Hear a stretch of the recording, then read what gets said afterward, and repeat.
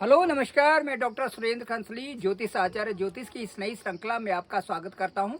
आज बात करेंगे हम कर्क राशि की जो कैंसर साइन है। कैंसर साइन में जो सैटर्न का इस समय ट्रांजिट है वो ठीक 9th हाउस में है। 9th हाउस को हम लक हाउस के से जानते हैं। ये जो लक हाउस है, जो भाग्य स्थान है, ये कई सारी चीज़ों को हमें बताता है। और जब रेट्रोगेट की स्थिति होती है सैटर्न की, तो इसको समझना बहुत ही आवश्यक होता है। रेट्रोगेट का मतलब ये है कि उस प्लेनेट की उस समय की जो नॉर्मल चाल होती है, उससे जो नॉर्मल स्पीड होता है उससे स्लो हो जाना, स्लो मोशन में प्लेनेट का चलना, ये यहाँ पर कुछ जागृत करने के लिए ही होता है। क्योंकि हमारे साथ में जो कार्य चल रहे होते हैं, क्या उन कार्यों को हम सही कर रहे हैं, यहाँ से 9th हाउस से क्या हम ड्यूटीफुल हैं, क्या हम ड्यूटीज़ को सही ढंग से करते हैं या नहीं करते, क्या हम आलस्य कर रहे हैं, क्या हम अपने कार्यों को करने के लिए उतना अच्छा नहीं दे पा रहे इनपुट जितना देना चाहिए। इसके साथ साथ में अपने जो जो जो क्षेत्र है, उस क्षेत्र में हमें आगे बढ़ने के लिए क्या क्या करना चाहिए। और इन सब चीज़ों को लेते हुए, चाहे वो हायर एजुकेशन है, चाहे आपके अपने कार्य हैं, उन चीज़ों में आप अपने तन मन धन से लगे हुए हैं या नहीं, ये आपका 9th हाउस से रेट्रोगेट जो सैटर्न है वो बताता है। तो 9th हाउस एक लक हाउस भी है। साथ साथ में यहाँ पर शनि बहुत ज़्यादा केयरफुल है आपके 8th हाउस से और आपके 7th हाउस से। 7th हाउस को यदि हम देखते हैं तो ये 10th to 10th हाउस यहाँ पर होता है। इसलिए इसलिए सैटर्न का रेट्रोगेट होने का मतलब ये है कि जहाँ पर जिन चीज़ों में आपको परेशानी आ रही थी, उन परेशानियों को एक बार आप जरूर अवश्य देखें कि इनका समाधान क्या है।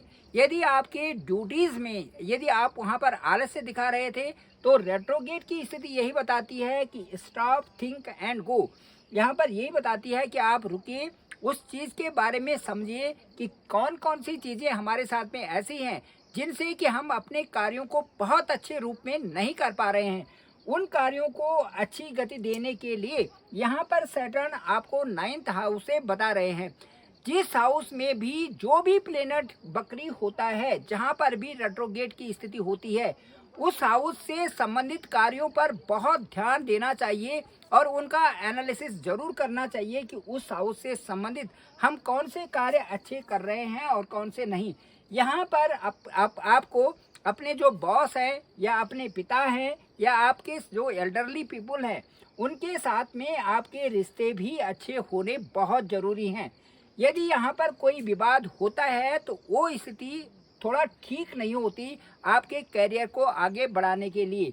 इसलिए उच्च शिक्षा के लिए भी आपको सावधानी रहना है और साथ साथ में आपको ड्यूटीफुल होना है उन चीज़ों के लिए जो कि आपको असाइन ड्यूटीज़ इस समय हैं। तो जो भी आपको ड्यूटीज़ मिल रही हैं, उनको आपने you have to understand your duties, what are your duties and how to perform your duties. ये आपको बहुत अच्छी तरह से यहाँ पर कर्क राशि वालों को इस समय देखना होगा। जो इंटरवल है, जो एक टाइम शेड्यूल है इसका, वो है 13 जुलाई से 13 जुलाई टू 27 नवंबर 2025। तो ये जो जो जो पीरियड होगा वो 138 डेज का जो ये पीरियड है, ये आपकी भीतर की भावनाओं को जागृत करने के लिए है। यहाँ पर यदि कोई भी चेंजेस आपको लगते हैं तो वो आपने वो चेंजेस वहाँ पर देखने हैं कि वो चेंजेस आपके लिए सही हैं या गलत हैं। उस दिशा में जहाँ पर कि आपका भाग्य आपको एक अच्छी दिशा में ले जा रहा है, वो कार्य आपको करने हैं। लक हाउस से संबंधित वो सारे कार्य जो कि आपको आगे ले जाने वाले हैं, उन कार्यों को आपने करना है।